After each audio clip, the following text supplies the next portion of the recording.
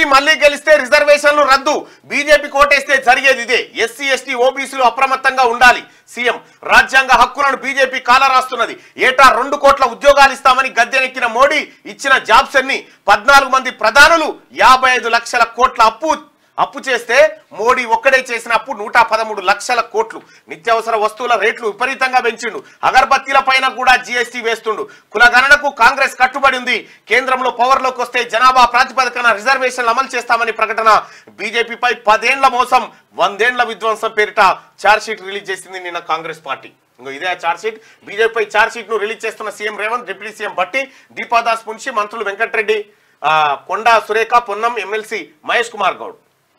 ఇక దేశంలో నరేంద్ర మోడీ మళ్ళీ గెలిస్తే ఎస్సీ ఎస్టీ ఓబీసీ రిజర్వేషన్లను రద్దు చేస్తారని, బీజేపీకి ఓటు వేస్తే రిజర్వేషన్లను రద్దును సపోర్ట్ చేసినట్లవుతుందని సీఎం రేవంత్ రెడ్డి అన్నారు. ఎస్సీ ఎస్టీ ఓబీసీలు అప్రమత్తంగా ఉండాలని ఆయన సూచించారు. లోక్సభ ఎన్నికల రిజర్వేషన్లు ఉండాలా వద్దా అనే రెఫరెండంతోనే జరుగుతున్నాయని తెలిపారు. 2025 నాటికి రిజర్వేషన్ల రద్దు ఆర్ఎస్ఎస్ ఎజెండా.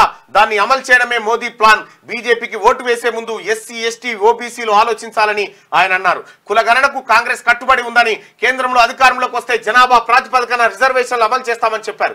10 ఏళ్ల మోసం 100 ఏళ్ల విధ్వంసం పేరిట బీజేపీపై ఛార్జ్ షీట్ ను గురువారం గాంధీ భవన్ లో CM PCC chief Revanth Reddy విడుదల చేశారు. కార్యక్రమంలో డిప్యూటీ సీఎం భట్టి విక్రమార్క, మంత్రులు కోమటిరెడ్డి వెంకటరెడ్డి, కొండా సురేఖ, పొన్నం ప్రభాకర్, ఏఐసీసీ కార్యదర్శి రోహిత్ చౌదరి తదితరులు ఈ కార్యక్రమంలో పాల్గొన్నారు. మొత్తానికి మోడీ మళ్ళీ వస్తే రిజర్వేషన్లు రద్దు చేస్తాం అనేటువంటి ఆలోచనతో ఉన్నట్టుగా నిన్న ఛార్జ్ షీట్ రిలీజ్ చేసిరు. ఇప్పటికే మనం అనేక సార్లు ధ్రువరాటే వీడియోలో చూసుకున్నాం.